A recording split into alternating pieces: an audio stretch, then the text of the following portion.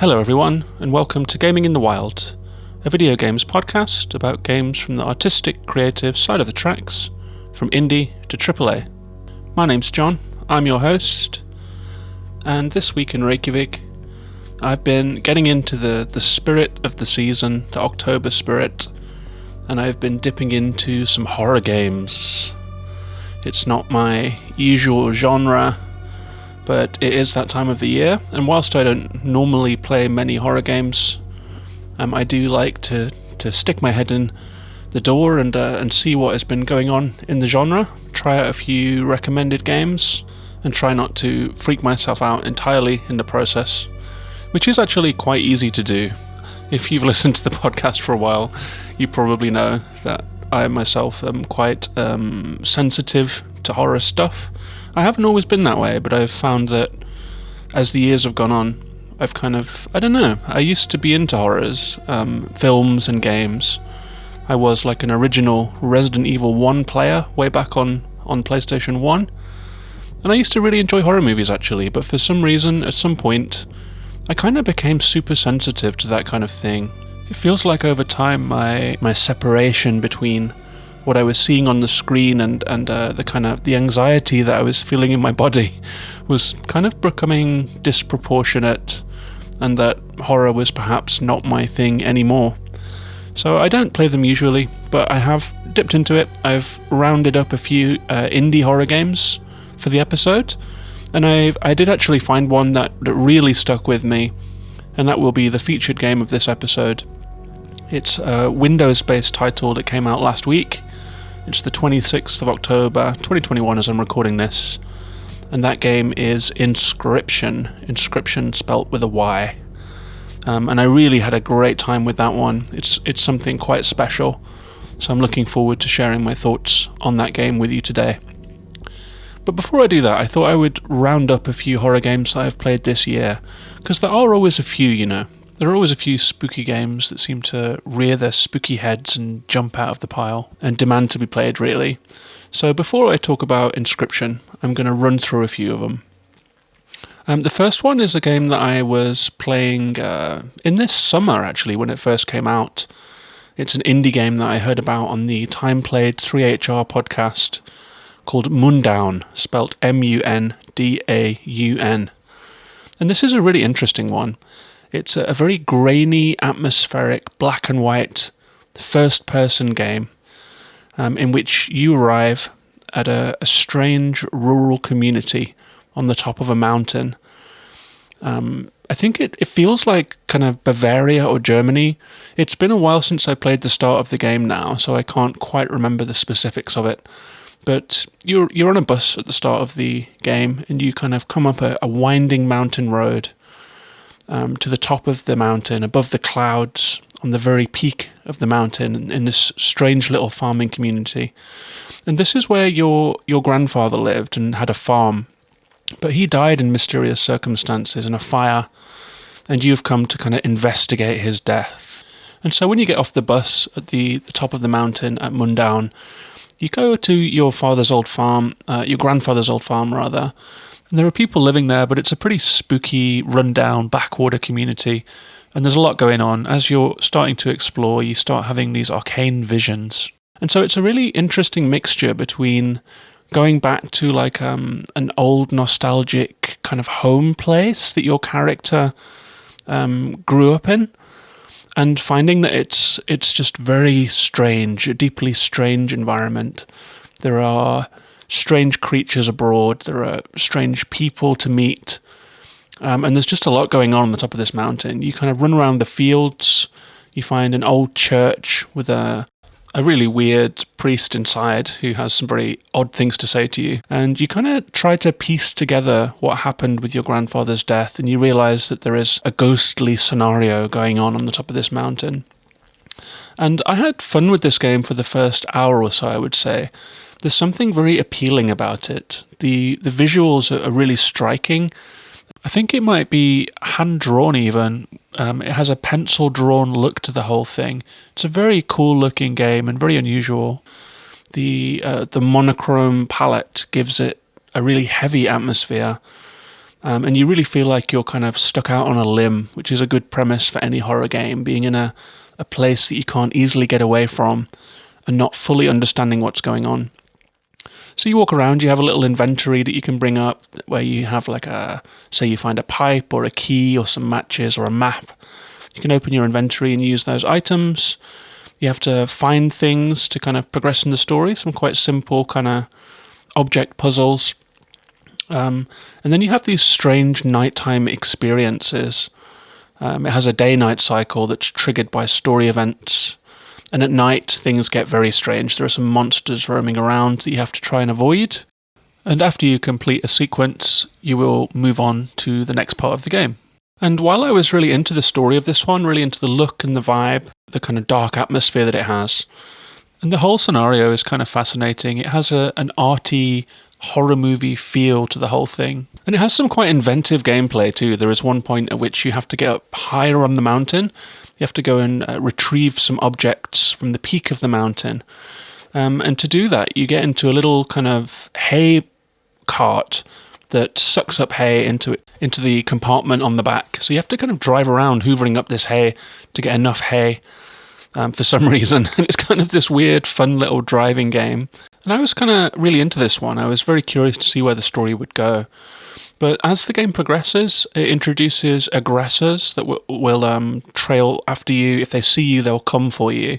They're these kind of corn men that will chase you around. And I think you're supposed to be able to burn them with matches that you find around. But I actually found this quite hard to accomplish with the way that the controls work and stuff. So these kind of hay men come chasing after you, come rambling after you.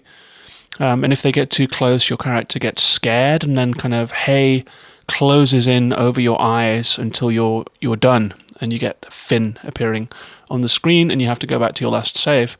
But I found that I couldn't really handle them. I felt like I was supposed to be able to use my matches to fend them off, to burn them down, or set hay on fire that would then set them alight. And more times than not, I would die whilst I was trying to get the matches to work. I'm not sure if it's some kind of contextual control where you have to have armed the matches in your inventory and you have to be facing the right way to use them or something, but it all felt very awkward to me. And that's all well and good because you can just run away from them, but as the game progresses, there are more and more of them around. And I found that I was just kind of running into walls again and again. And kind of struggling through the gameplay. And in the end, I'd kind of stopped having fun with it in the end.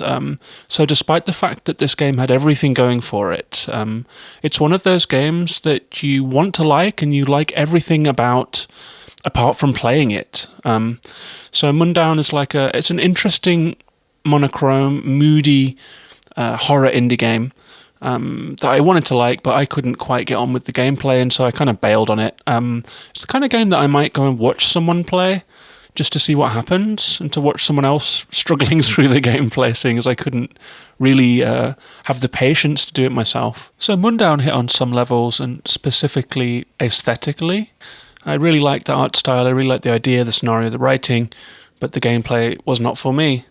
But another game that I tried out is one that caught my eye when it first came out, in no small part because it was the first next-generation exclusive on the Xbox. And this one is The Medium. This was made by Bloober Team, who had previously made Layers of Fear and the Blair Witch Project.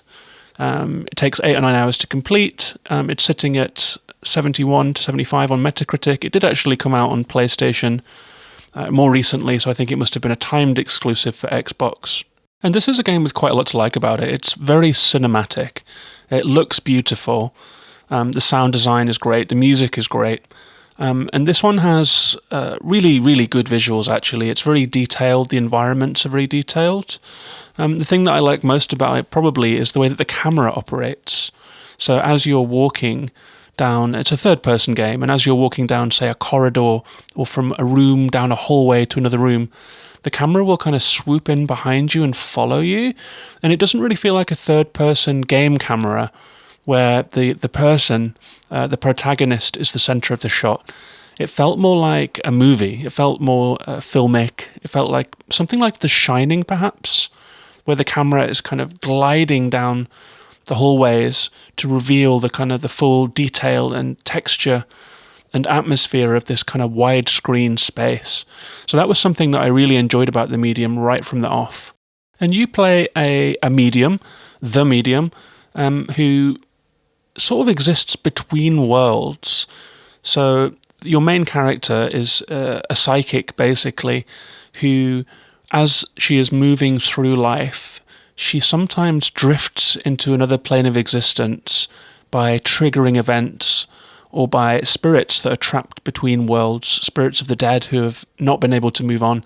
A little bit like The Sixth Sense.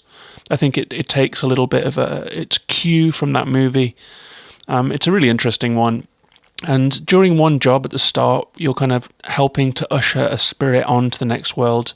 But you get a very strange message that's directing you to a kind of an abandoned communist holiday camp, I want to say, called the Neva Resort, which was the scene of a massacre in strange circumstances. It's long since been abandoned and shuttered. And I think it's somewhere in Eastern Europe, somewhere around the Russian border, something like that. And so you come to this resort, it's very dark, it's very gloomy, you feel alone, you feel, again, I guess this is like a trope of horror movies, but you feel like you're out on a limb. You feel like you're not quite sure how you would get away from here or what you're walking into, and that you're in a very vulnerable and precarious situation. And it starts off with more of a kind of a feeling of creeping dread, I would say, than straight up horror. So you get to the Neva Resort, and you have to get in, so you have to kind of find a way to get over the gates, over the fence. You have to push a bin up against the fence. It's basic kind of push-pull object puzzles. You can find little books and magazines lying around that are kind of very much of the period when the Neva Resort was still running. So there's lots of kind of 80s stuff around.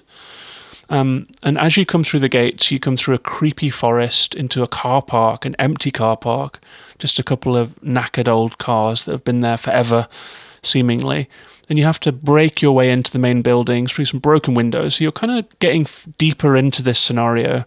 And you've been called there because there is some kind of disaster that is coming, some kind of strange psychic event, and you've been called there by someone mysterious as the person who has to fix it, or the one person who has the ability to head off whatever is coming. And as you get into the Neva Resort, it's just brilliant, really. It's an abandoned holiday resort, so there is stuff everywhere. There is suitcases from former residents or holiday makers. There is a huge empty reception hall with flickering lights, a telephone ringing in the distance, and sort of strange sounds, and you're not sure where they're coming from. And it's definitely building up this oppressive atmosphere. Quite impressive, really. I was very engaged by this opening sequence.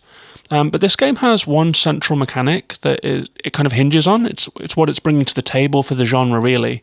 And that is that when your protagonist moves into the spirit realm, it's a parallel reality that appears on the screen. And so on the left-hand side of the screen, you'll see your protagonist walking into the screen, into the Neva holiday camp. And in the right-hand side of the screen, you'll see an exact mirror of the world that you're in.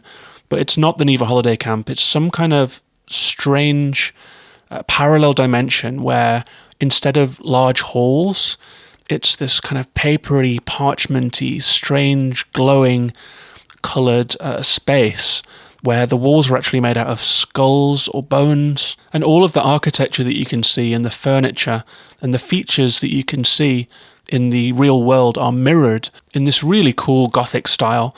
And the character that you play in the other realm she looks the same, but she has white hair instead of black, and she's wearing this strange garb. And so you're looking at two different versions of reality, one of which is the real world, one of which is the spirit world, and things that you do in one realm will affect the other. For example, clearing a doorway in the spirit realm might open it for you in the real world. And there are times at which you transition purely into the spirit realm, and that fills the whole screen. And those are some of my favourite parts of the game, because the Gothic architecture is really striking, and it's really quite a kind of horrifying vision in some ways.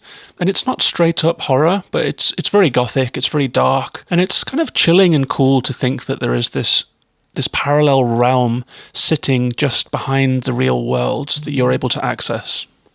But again, a little bit like Mundaun, the gameplay isn't quite there here in this game either. There are some pretty old-fashioned gameplay mechanics here, almost point-and-click adventure-ish puzzles where you have to do something to make something else happen. You have to take objects and combine them. You have to wind a clock in one world to make a door open in the other. And some of this moon logic that I'm not particularly fond of.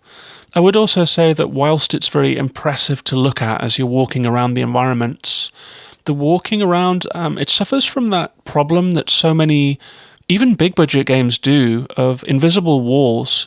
So sometimes you'll see a space that you think you might be able to squeeze through, or you might see a ledge that you might be able to climb across, and you try and walk towards it and find that your character is just walking against an invisible wall. And it's a real shame that there hasn't been a better solution found for this problem of demarcating areas that your character can and can't go into, and animating your character so that they might bump into something and stop, rather than doing this kind of computer game character walking into walls thing that we've all seen so much of, especially in a game that is trading on immersion to some degree, that really wants to suck you into this very detailed, strange environment and allow you to get lost in it.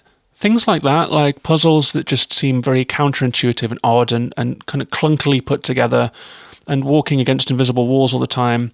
And QuickTime events. There are QuickTime events in this game, and I mean, they really shouldn't be in modern games as far as I'm concerned. You know, when something grabs you and then you have an opportunity to hit a button really quickly to get free. It's a very dated mechanic. And so for all of the next-gen touches that the medium has visually, and in terms of the fidelity of the whole experience, it's very, very cool and very good to look at. It has very, very dated gameplay, and I find that surprising. Point-and-click puzzles and QuickTime events, I could do without in my games generally. But there is a lot to like about it. As the game progresses, you will come up against an antagonist who is voiced by Troy Baker, who I have to say does some real A+ overacting with this kind of howling demon that is just beside itself, that is hunting for you, that is lonely and just gibbering.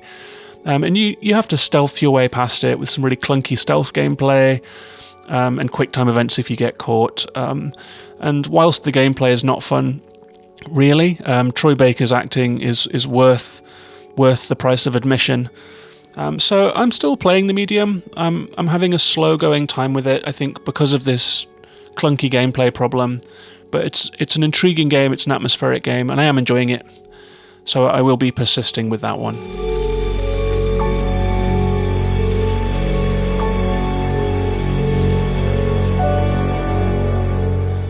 And the next game that I'm going to talk about is an indie card game. It's quite an interesting one. It's called Black Book. It came out earlier this year. It's by Morteshka, and it's published by Hype Train Digital. It's on PlayStation, Xbox, Steam, and Switch, so you can play it on anything, basically. And I got a code for this one, so thanks to the developer for that. I started playing it on PlayStation, and I found that after a while, I would say 2 or 3 hours of gameplay, I found that I was struggling to play the card game in a fast, fluid way using a gamepad. So I actually emailed them back, and I remembered that I started playing Slay the Spire on PlayStation originally. I have 100 hours in that game now. I think the first 1 or 2 were on PlayStation, but I felt like the controller was kind of hindering me in going at the speed that I wanted to. And so I bought that Slay the Spire on iOS and found that touching the screen to swipe my cards and going into high speed mode felt so much more fluid and good. And I'd also been playing Inscryption on my computer using the mouse. And so I actually emailed the developer back and said, I think I would like to try this one on Steam. So I switched over to Steam and played through the opening section of the game again. The second time you play through something, you always go so much faster, so it wasn't really a problem. I got through it in half the time. And I think that the game definitely thrives when you're using a mouse, because you can click on the cards you want, you can kind of maneuver very quickly around the screen. You're not kind of trying to use buttons and joysticks and trigger shoulder buttons to cycle between cards in a way that feels not good to me. So this one I think is best played on a computer. I'm not sure if the Switch version uses the touchscreen, but if it did, I think that would be great too. I would say controller isn't... I mean, for me personally, controller isn't the way to play card games, basically. But Black Book has been quite well received. It's got 75 through 81% on Metacritic across all the formats. It has 8.7 from players, so players have actually preferred this one to the critics. And How Long to Beat has it at 30 hours, which did make me raise an eyebrow, because although I'm quite enjoying it, I hadn't imagined that I'd be putting quite that much time into it. It's a narrative deck-building game based on really bleak, dark, interesting Slavic myths. So it's based on real witchcraft. Well, kind of real witchcraft. You do play a witch in this game called Vasilisa, whose husband has died and been buried on unconsecrated ground, which means that he goes to hell. And so she sets out to become a witch under the tuition of an older male relative witch who wants to pass on the Black Book to her and teach her the dark ways. So at the start of the game, you become a witch.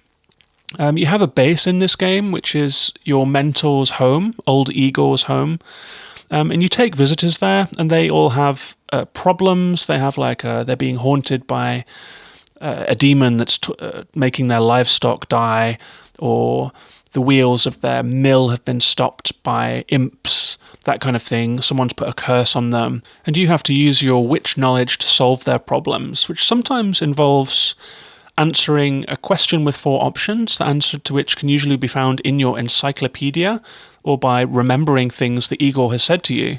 So there are clues in the game. There's a lot of text in this game, and it's packed with clues that could come in handy as you're dealing with all of these supernatural problems. But after you've finished up your morning's work as a witch, and after talking to Igor, and you can play a card game as well, and you can do some other bits and pieces around the house environment, you can sort out the pages of your Black Book, which will act as cards. You're then presented with a map screen with several stops on it, like most of the card games. They have a map screen, you have encounters, and you head out into the wild to try and look into the mystery of saving your husband's soul.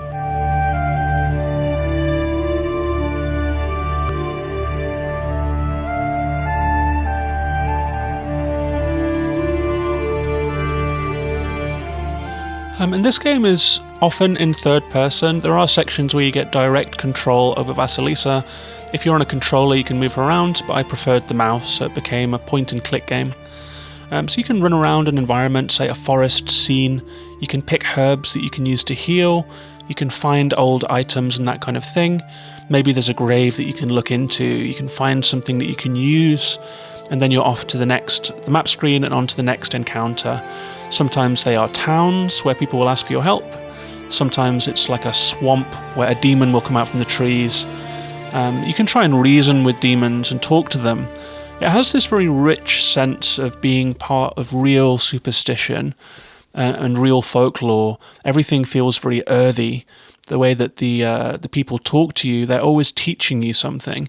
It does feel a little bit like Black Book, as much as being a game, is kind of educating you in the Slavic mythology that it's based on.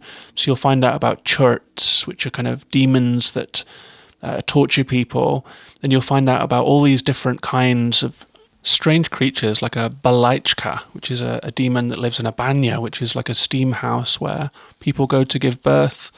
You'll find out about aspen demons, and you'll find out about all of the kind of things that people from this region would attribute misfortune to, like failed crops or conflicts or inexplicable events, deaths in the family, things like this. There's seemingly a supernatural explanation for pretty much everything, and as the witch of the community, it's down to you to answer them and solve them.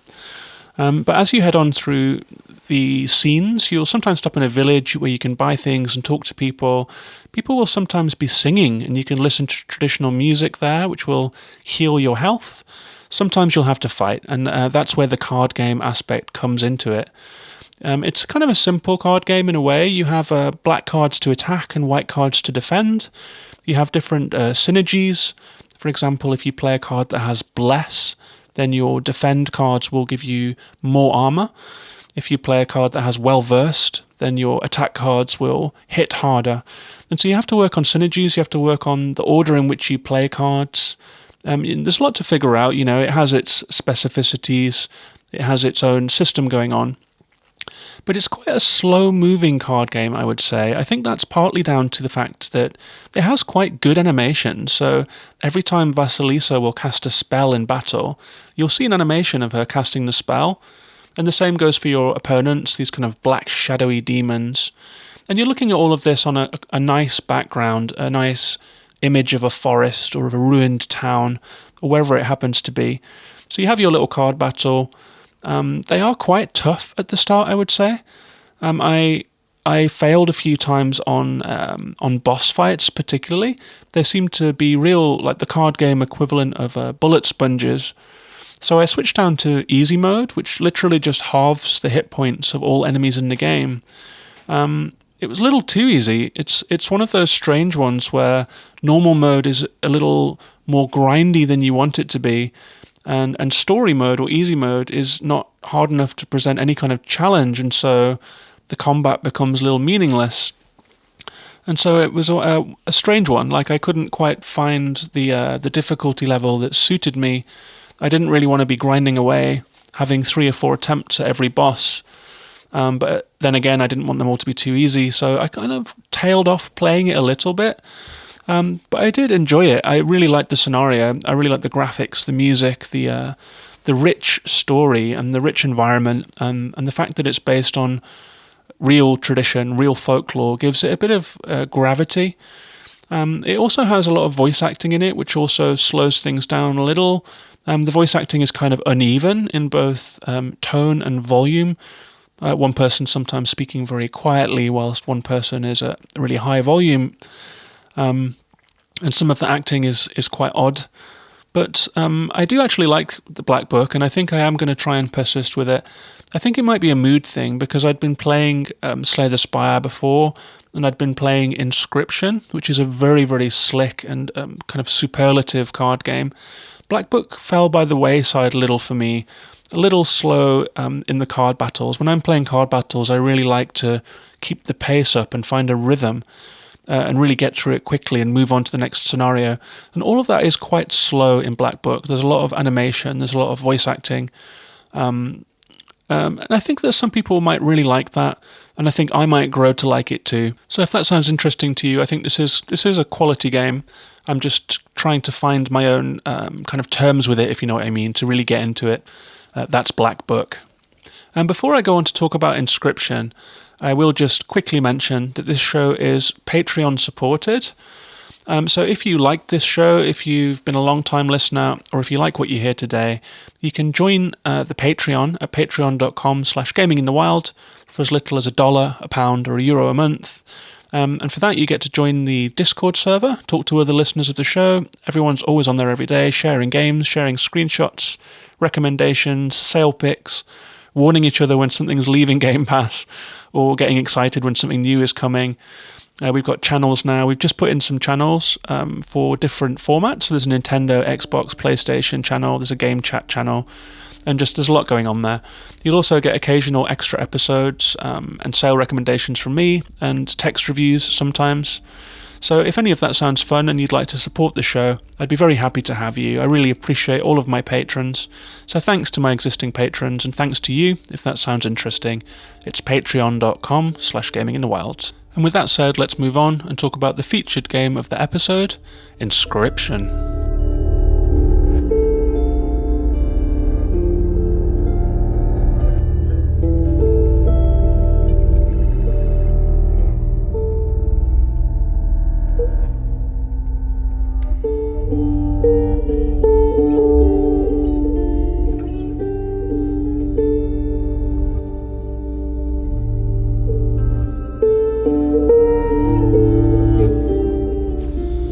So Inscryption is a 2021 game by Canadian solo developer Daniel Mullins, who previously made The Hex and Pony Island. It's published by Devolver Digital, and it's currently only available for Windows, via the usual places. Although I've got a feeling that if there is any justice in the world, this game is about to go viral enough that console ports are warranted. This game should be on everything, in my opinion, although I did say earlier that I think deck builders work nicely with either touch or mouse controls. It's done pretty well critically. Metacritic has it at 84 from critics and 92 from players, so it's done very well with the players. How Long to Beat has it at 12 hours, which seems a little low to me. Steam has my playtime at 20 hours, although I've got a feeling there was little AFK stuff going on there. Felt like about 15 to me, but it's a substantial game. And so Daniel Mullins describes it as, Inscryption is an inky black card-based odyssey that blends the deck-building roguelike, escape room-style puzzles and psychological horror into a blood-laced smoothie. Darker still are the secrets. All of which seems pretty accurate to me. I say Inscryption is a dizzying journey through a darkly mythic world in which nothing is what it seems. The unpredictable story unfolds through a slick, addictive, brilliant deck battling card game with shock narrative twists and fiendish escape room puzzles. Trust me on this one, avoid the spoilers and find a way to play it. So I really loved this game. This is a 10 out of 10 game for me. I'm really still just so very impressed with what Daniel Mullins has made here. It's something that has more to it than it seems.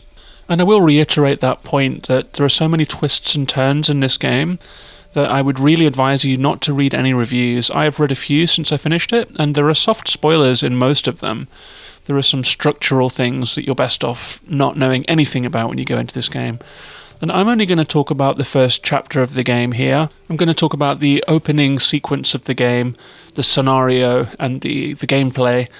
But I'm going to try very hard to steer away from any spoilers. If people in Patreon, in the Gaming in the Wild Patreon, do decide to play this one, and there is enough demand for it, I might well do a spoiler cast about it, because there's so much that I want to talk about, and I don't really know anyone else that has completed this game to talk about it with. It's the kind of game that you're going to want to unpack afterwards.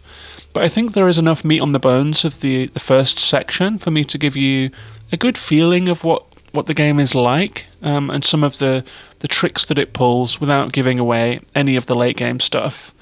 But if you do want to go in entirely 100% blind, then maybe this is one to skip and come back to you later. But I am going to do my utmost best to try and review the game without giving anything away. So Inscryption is a card game of sorts that takes place in a strange wooden cabin.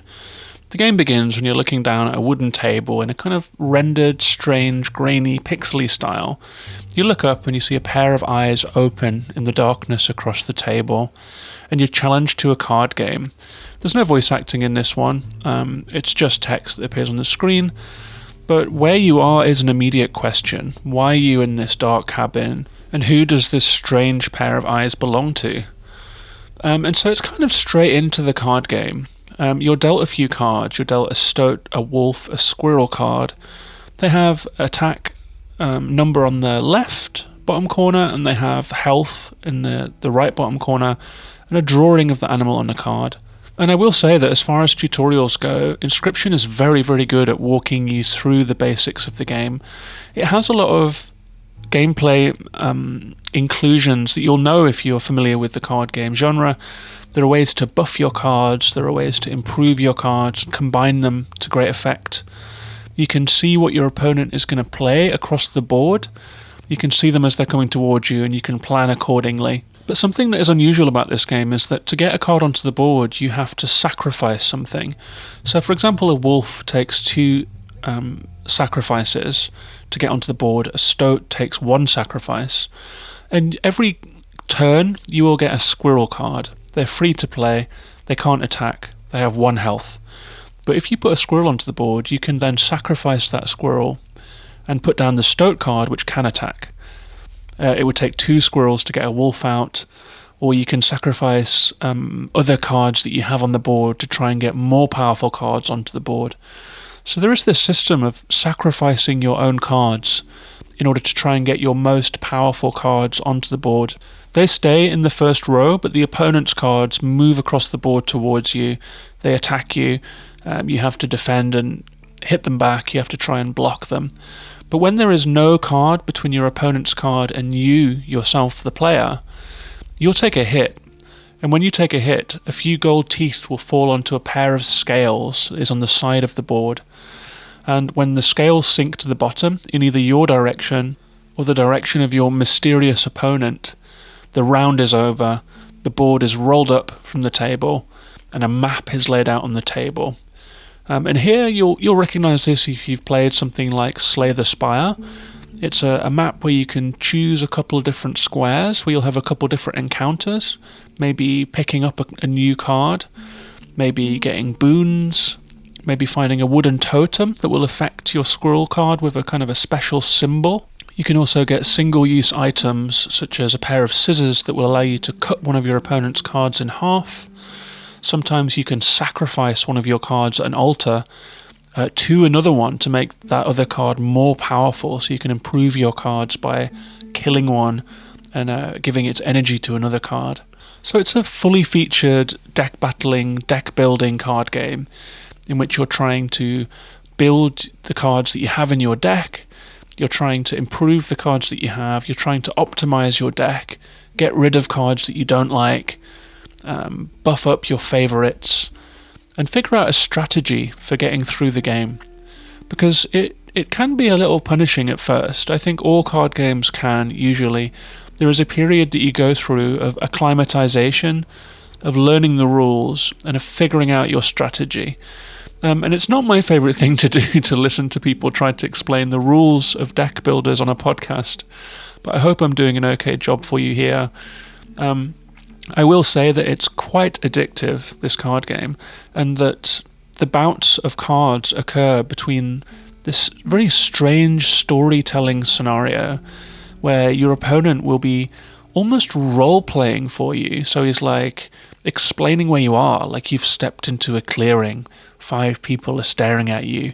There is a crackling fire in front of you. Do you want to go and warm yourself by the fire or not? So you're kind of taking a risk with these kind of hungry trappers that seem very suspicious and like they might just eat you. But it's being played like a role-playing game with this mysterious opponent that you have also acting as a kind of a crazy dungeon master. And it's very, very dark. It's very oppressive in atmosphere. You are very, very aware that you're playing for your life.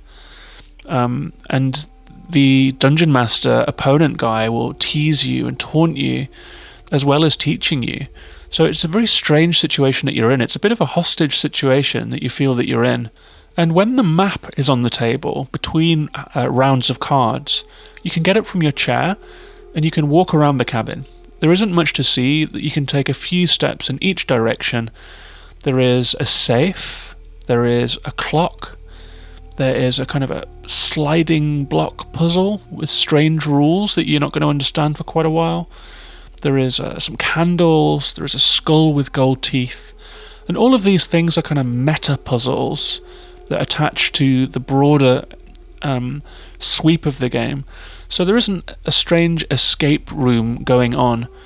And you're free to get up and walk around, and those creepy eyes just follow you around the room until you come and sit back down again to play cards again.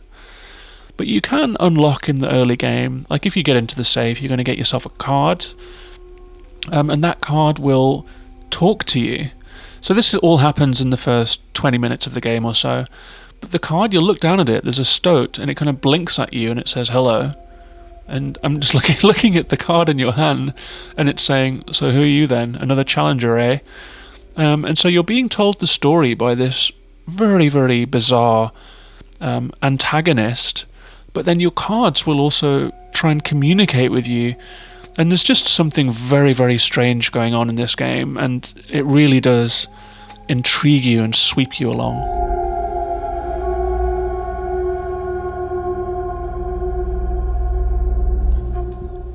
And I think there is a lot to be said for the way that this game looks and sounds as well.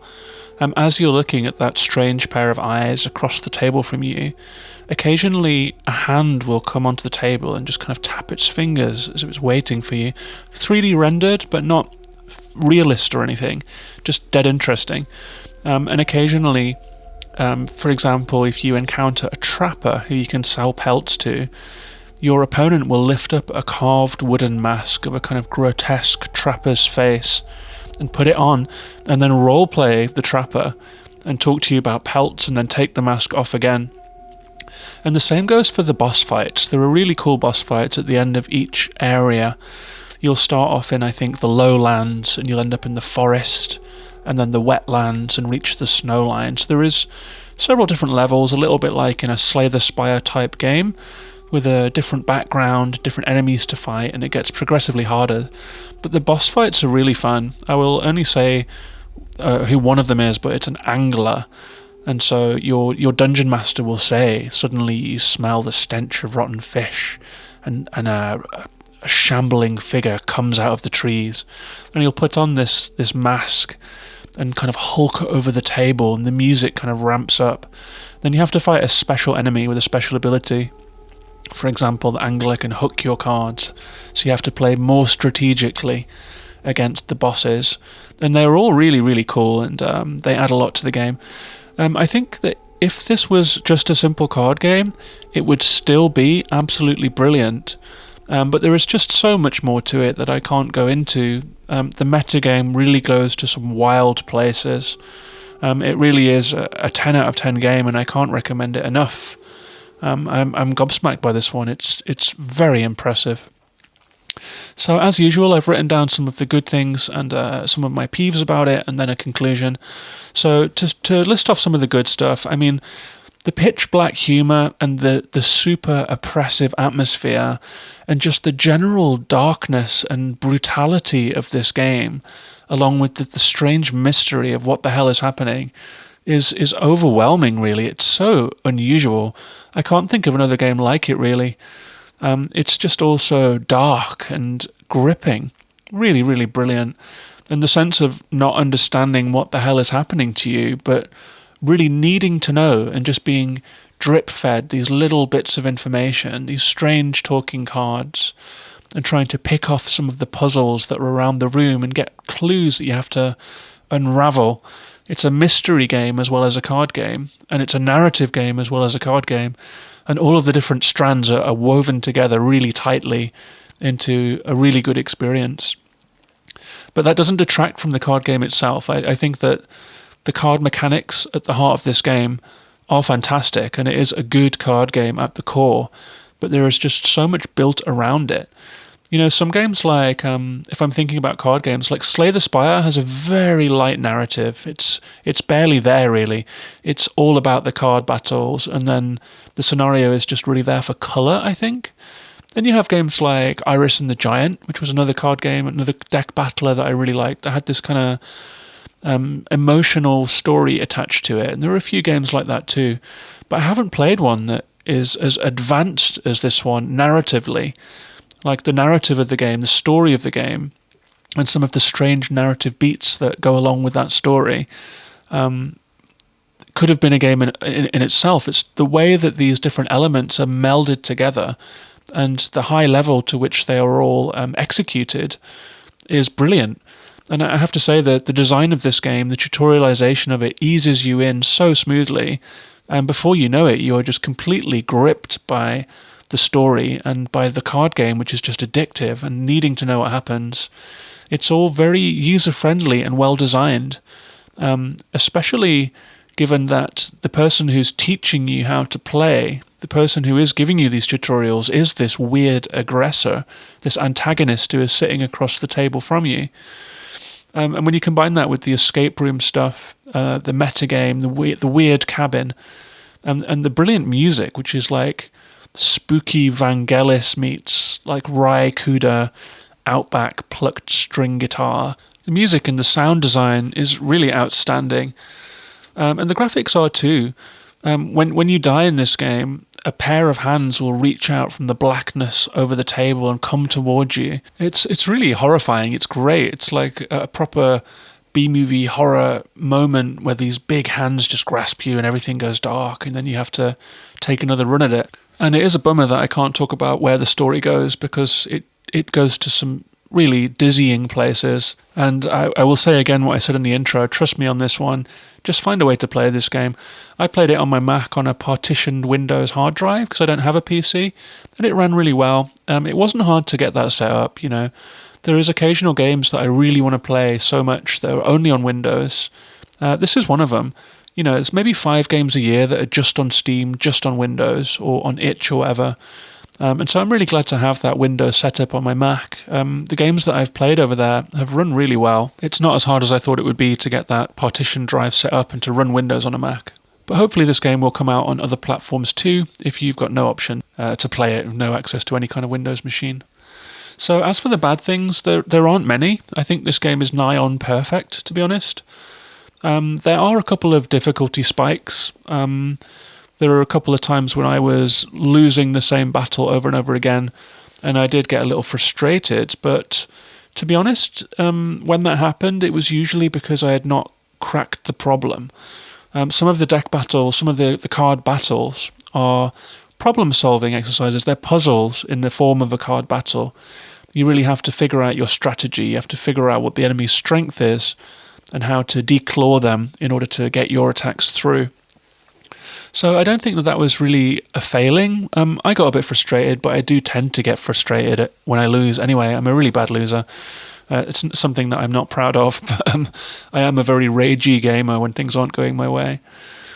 So I think it was usually just me not using the systems properly, which might speak to an assumed knowledge, but I think I'm fairly experienced at playing deck battlers and card games at this point. So I think it's honestly just... I think the game sometimes asks you to do outside-of-the-box thinking that you're maybe not quite expecting. It's a game where you really have to have your wits about you, and you have to be very observant. It breaks the fourth wall quite often, like with the cards talking to you, and it will really use everything in its arsenal to lay traps and set puzzles for you in ways that you just really wouldn't expect it to do. I'm back to praising it. This is supposed to be the section where I talk about the weaknesses of the game, but there really are none. No significant ones to speak of, really. There are a couple of odd puzzles. I had to look at a guide once because there was a puzzle where you're just left in a dark room and I couldn't figure out how to get out of there. But again, it was me overlooking a clue that was pretty front and center. I think I was just speeding along to try and progress the story, and so I missed a very important clue and found myself not sure what to do. One criticism that I have seen pop up in a couple of reviews is that the late game isn't as good as the opening section, but that's something that I really disagree on. The game goes to some pretty wild places, but for me, the quality was consistently high throughout. I can't really give any more away than that. I don't want to spoil it at all for you. But for me, this was really a totally next level game. I got the tangible feeling that I was experiencing a classic just at release. I was actually thinking that during playing it. I was like, oh my god, I think this is one of those games. To me, this is like how people who played Portal might have felt when that first came out, or the Stanley Parable or something like that. Like these games that really do something new and different and exciting. I really feel like this is one of those games. I've only played a handful of games that have ever impressed me more than this one, I have to say. So I can't give it much more high praise than that. This was one of the most surprising, brilliant games that I've played in recent memory, to be honest. That's Inscryption.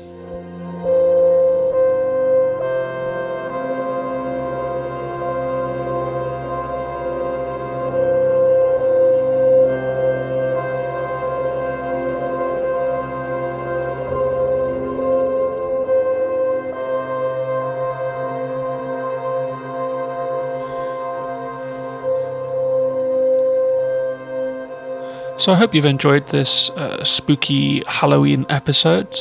Hope you enjoyed hearing about those games. It's a really interesting exercise for me to actually put my head into the horror genre and see what's up. I did enjoy playing all of these, even if my reviews weren't always glowing. I think there's something to be said for all of them. Mundaun is definitely a stylistic work that is worth checking out. It's another solo developer game, The developer is an interesting Twitter presence, and I hope the game sells well for him. I think it has done. It's been a little bit of a low-key indie success, I think. Black Book is an interesting game too. I think there is a lot to be said for the realism and the kind of the groundedness that it has in that genuine folklore rather than a fantastical setting that was just written for the game. It's nice to play something and feel like you're learning as well. The Medium is a wonderfully cinematic game. I think I am going to continue with Black Book and Medium. And Inscryption is a game that I'm sure I'll play again sometime. Even though it's over now, I do find myself wanting to go back in for more rounds of cards. I think maybe there is some way to go back in and play cards, but it speaks to the quality of the card game itself that is something that I would want to do. There are a couple of other games I've been playing. I have been dipping into some games that are leaving Game Pass. Some of my lovely patrons over on the Discord server recommended playing Carto before it left Game Pass. And I've been playing Carto and really, really enjoying it. It's the least spooky game in the world, but it's probably just the antidote that I needed after all of this anxiety-inducing horror games. I've also been playing a bit of Eastshade, and I'm really quite smitten with that one. Again, it's about as far as you can possibly get from being a spooky game.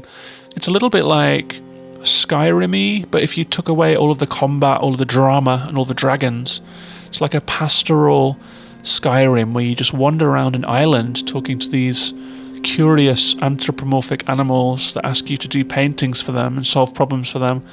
It's really pretty to look at. I'm having a really good time with Eastshade. I think they're both leaving Game Pass in like 4 days, and Eastshade really doesn't feel like the kind of game that I want to rush through. Carto is maybe a one-and-done puzzle game, you know, but Eastshade's an open-world game, and it's a very pretty one, so I might have to pick that one up on the Xbox and carry my save over. I think you get like a discount when a game's leaving Game Pass if you want to buy it, and maybe those are games that I will cover in a future episode. So thank you very much for listening to this one. If you would like to join that discussion over on the Discord and recommend games to me to cover on the show and see what everyone's playing, it's patreon.com/gaminginthewild to become a member for just $1 a month. You can also find me on social media. I would love to hear your thoughts on Inscryption, on the Medium, on Black Book, on all of the games that I covered today, on Mundaun. You can find me on Twitter at gaminginthewild, also on YouTube, Twitch, and Instagram. And I also really appreciate it if people drop star ratings or reviews on the podcast over on Apple, if you're listening on an Apple device. I really appreciate that too. So thanks very much for listening. I'll be back next week with a new episode. Take care of yourselves and each other, and have a great Halloween.